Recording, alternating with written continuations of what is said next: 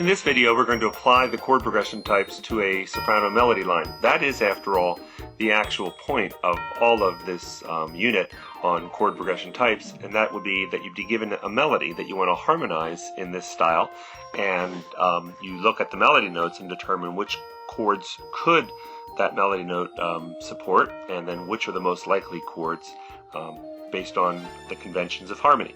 And so using the chord progression types is one way to determine where we would go from one chord to the next. So here we are in the key of A flat major, 4 flats, and the first chord is given to us, and we're even instructed in which chord progression type to use. For the first 4 chords, use the ascending fifth, and then for the second, use the descending fifth, which is the circle progression. So let's go ahead and put in our bass lines just based on that. So going from A flat, the first note, up a fifth, an ascending fifth, to E flat would give us a root position dominant chord. And then going up another fifth to B flat would give us a root position supertonic chord. However, just because I can see cross-voicing being a problem, I'm going to go ahead and take that B flat down an octave, and instead of going up a fifth, I'll go down a fourth. Remember, these are interchangeable. Ascending fifth could be descending fourth.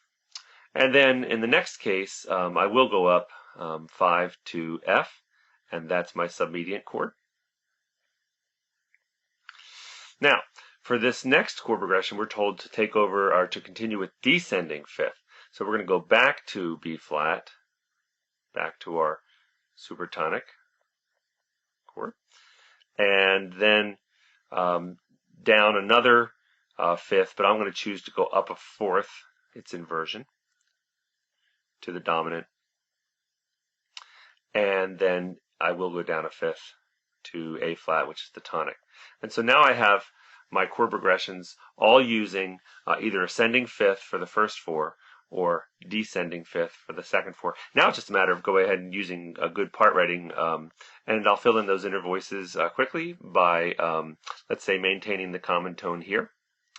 All right, so I'll give that alto the E, and then we'll move down to G in the tenor. The other 2 voices, soprano and tenor, moving down by step. Now going to the supertonic. We need to have 2 B flats, and we already do have 2 B flats, right? There they are. So all we need is a D and an F, and this is closer to the D, and this is closer to the F, so we'll do that. For the next chord, we need this submedian is spelled F, A flat, C. Well, we can get 2 Fs by just keeping the tenor, maintaining the common tone there, and then we can bring our alto down to C, and that's the fifth of that chord. And then going back to the supertonic, since everything goes back to where it was, why don't we just use the same voices? Go back to F here, go back to D here. And then in the dominant chord, I think I'm going to put this on a E flat, the other root, and then bring this up to B. Oh, we can't do that. Can't do that, because if I do that, I have parallel fifths. So we're going to jump back a few steps and swap voices, basically. That's a good way to repair that. Give this the other, give this the other root.